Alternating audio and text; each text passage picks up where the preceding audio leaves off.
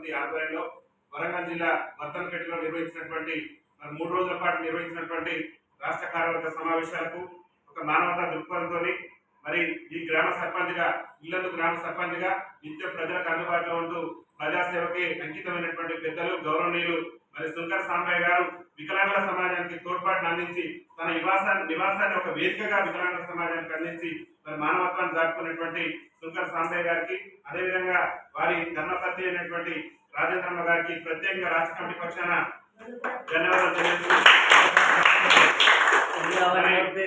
వికలాంగులకు సేవ చేయడం అంటే ఒక గొప్ప వరం అనుకోవాలి.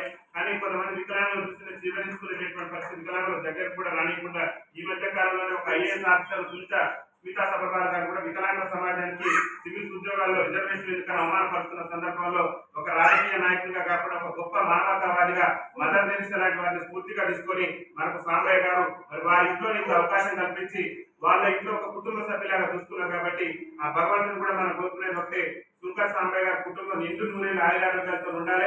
వాళ్ళ పిల్లలందరూ కూడా ఉద్యోగాలు వచ్చి వాళ్ళు మంచిగా సెటిల్ అయ్యి మళ్ళీ మన వికలాంగుల సమాజం వాళ్ళ ఇంట్లో మంచి కార్యక్రమం జరిగే సందర్భంలో రావాలి. వాళ్ళ ఉద్యోగం వచ్చిన సందర్భంలో కూడా ఆ రోజు రావాలి. వాళ్ళని అభినందించడానికి మనందరం కూడా రావాలని చెప్పేసి ఆకాంక్షిస్తూ మళ్ళీ ఒకసారి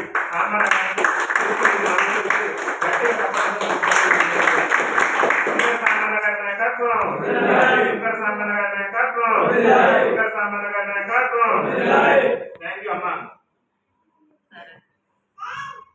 సరే సమావేశం